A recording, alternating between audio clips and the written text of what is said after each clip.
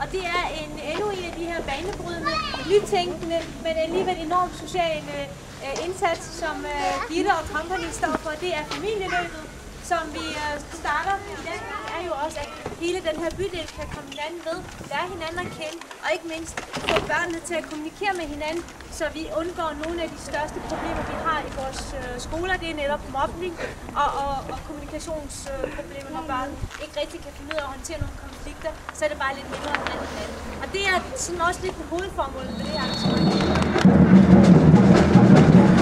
Nu ser jeg det, eller?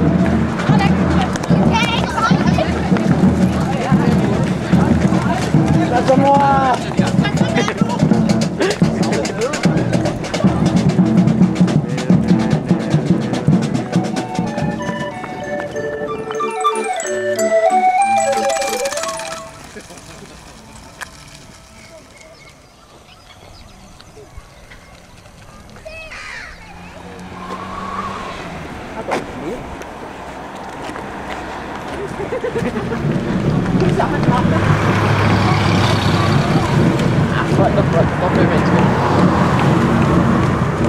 Ej, det var altså også flere før.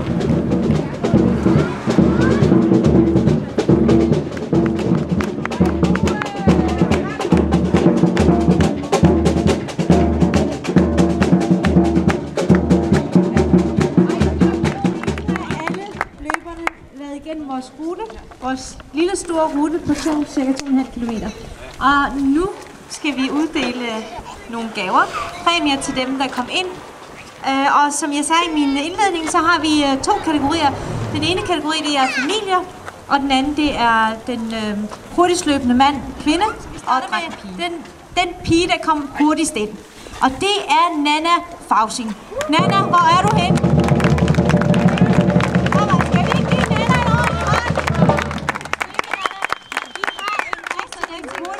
Løbende dreng, og det er Alvin Auselius. Alvin, hvor er du henne? Skal vi ikke give Alvin en hånd?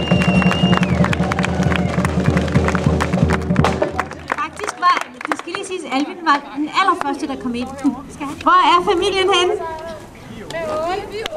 I er 8. Skal vi ikke lige byde familien? Hvad hedder familien? Auselius familien, skal vi ikke give dem en hånd? Det er jo helt fantastisk. Medlem er faldet i søvn. Det var en hård tur. Men 8 deltagere. Er det ikke fantastisk?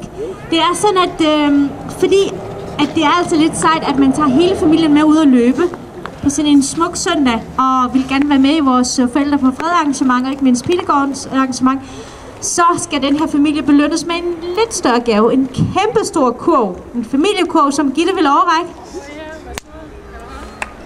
Er det ikke? Skal vi ikke give den en ordentlig hånd? Familien Auselius! Lykkefri her, Annika, på 5 år. Træk vinderen. Værsgo, Annika. Så bliver det spændende. Kan du åbne den? Så kan vi lige læse den sammen. Og det blev familien Olsen. Yay!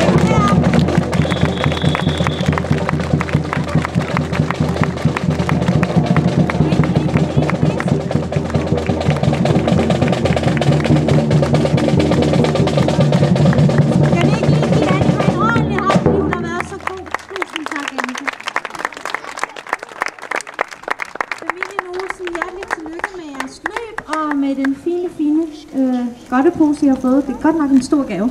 Men en hånd til familien Olsen.